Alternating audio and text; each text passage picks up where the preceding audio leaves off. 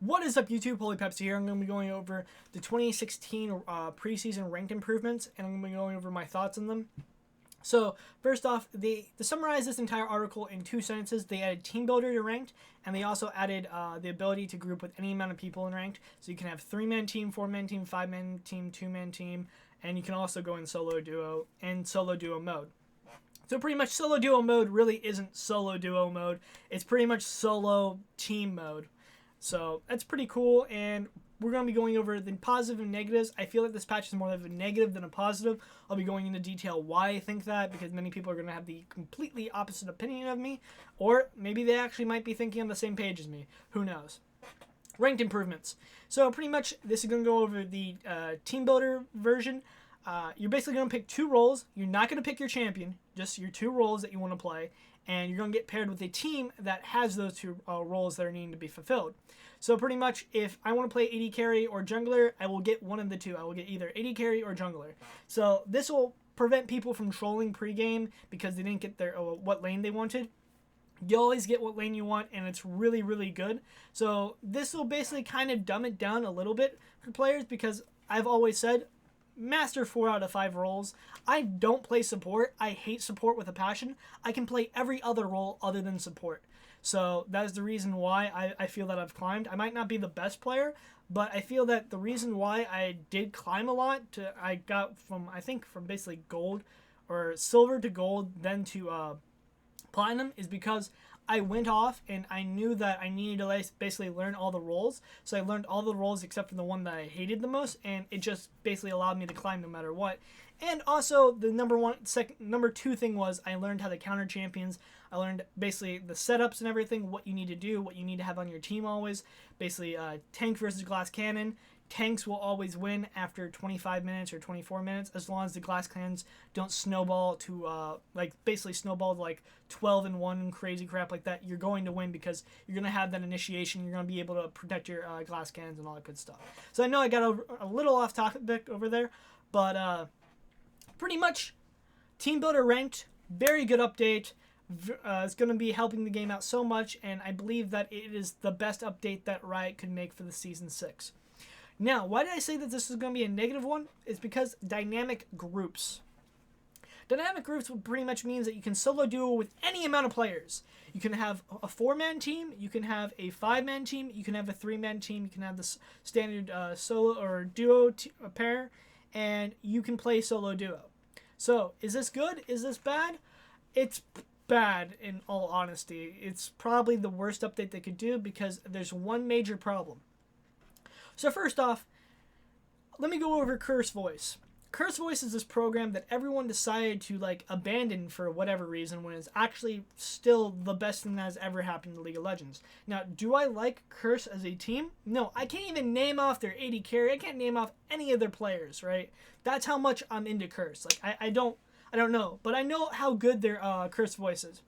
So Curse Voice pretty much allows you to basically pair up with League players, and this was to prevent people from getting DDoSed, because in, I want to say, Platinum, Diamond, and higher Elo, they're basically giving away TeamSpeak IDs, and they're jumping into TeamSpeak servers, and then when other people jumped into those servers, or when they were getting paired against those players, they would DDoS them. And it's been confirmed numerous times that that was literally how they found out their IP address, is because TeamSpeak, if they're the owner of the site, I believe you can go off and find their ID, but I know that TeamSpeak isn't safe. If someone wants to, they can DDoS you if you join their TeamSpeak server. So that's just a warning to people out there. So yeah, that was a major problem. Curse got implemented, and Curse basically changed League of Legends. It changed it so much that League actually had to change their terms of service because of them. And that basically killed Curse Voice, because everyone thought that, oh, if I use Curse Voice, I'm going to get banned because they can't read a 2-minute update or a 2-minute notes on it. But no one was ever banned because of Curse Voice. So pretty much they made voice communication and a dragon timer and a buff timer, which then later, about 6 months later, they implemented into the game officially. But before that, it was just on Curse Voice.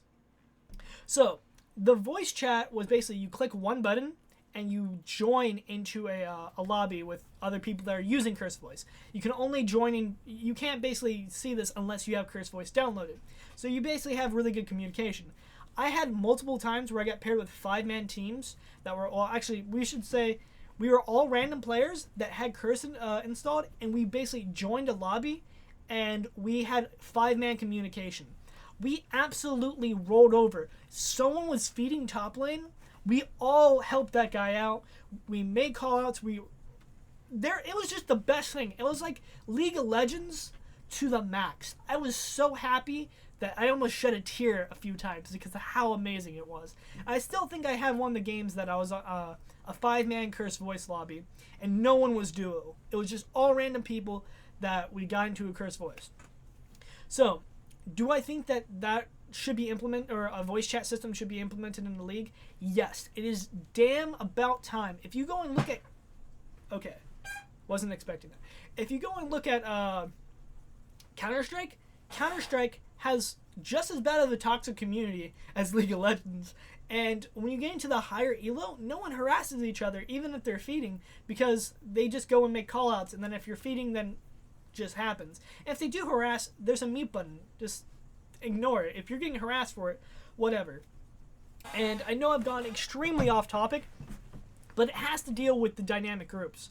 Because this is what's going to happen with the dynamic groups. You're going to get paired with a 3-man team that's versing another 3-man team, and you're going to be the solo in them. The 3-man team on your team, not going to have communication whatsoever. They're going to be typing. They're just people that they found in ranked.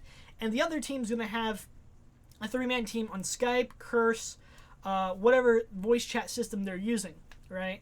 And the problem is that they're going to have such a significant advantage. It's pretty much a 6v5. Their communication is giving them basically another player advantage because they're going to be able to set up ganks more effectively. When I was doing Curse Voice and jumping in the lobbies, I remember there was multiple times where I was like, mid, I'm invading, come with me. Dude was like, okay. I didn't have to rely on him looking at the map. I knew that the second I said so, he would be able to confirm whether he was coming or no, he wasn't going to come. And that gave me the ability to make plays that normally I wouldn't make because we were both on the same page. Whereas if you have to type everything out, obviously your Guam's probably not as good as mine, and I can't type everything out effectively. And considering the fact that I literally passed the class by only doing speed typing, and she had to change her rule brick because of me. So, yeah. Anyways, typing is ineffective, it's inefficient, and it's something that you don't want to do, whereas voice communication really needs to get implemented in the league. I can't stress that enough. I really wish Riot would actually give up the whole toxicity crap and just go off and be like, guys, we've updated 2 things. We've added voice chat, and we've included a mute button. The mute button might have been there since Season 1, but what you're going to do is if someone's harassing you, telling you to commit suicide and all that stuff right there, you're going to mute them and then you're going to go on. Because honestly, if you've been on the internet for more than a year and someone hasn't told you to commit suicide, hang yourself, called you a ginger, called you a virgin, call you anything like that, anything negative, then clearly you aren't doing something right. Because the internet is full of trolls. It's full of people who are completely dicks. And you just have to basically ignore them and go on. And I feel that League takes this to a babysitting level. It's practically the RuneScape of saying noob and getting banned for saying noob. It's just like, guys, implement voice chat. This patch will be the best patch that League has ever had. Literally, there's nothing wrong with group bonuses other than the fact that games are going to be completely one-sided if one team is using voice chat and the other team isn't using voice chat. That's what I'm trying to say. If you can't understand it now, you'll understand it soon, that voice chat is by far the biggest thing that can ever happen to League of Legends, and giving players the ability to solo queue into a pre-made 4, and if they don't have voice chat, and most likely they will, but if they don't and you get paired against another pre-4, you're going to lose. Even if they have a 20 kill disadvantage, they're going to have just better communication, better ward placements, and they'll be able to initiate better, and they'll be able to do callouts. So, again, if you still can't understand it from this point on, go watch a Counter-Strike stream for about 10-15 minutes, and you'll completely understand what I'm talking about. If you remove voice chat from Counter-Strike, even if you have no idea what the hell they're saying, they're making important callouts that are helping them achieve their game, or basically achieve victory, and that's what League of Legends will be if they have voice chat and you don't. It doesn't matter because they'll win regardless, 95% of the time. As always, thanks for watching. Make sure to comment, rate, and subscribe, and peace out.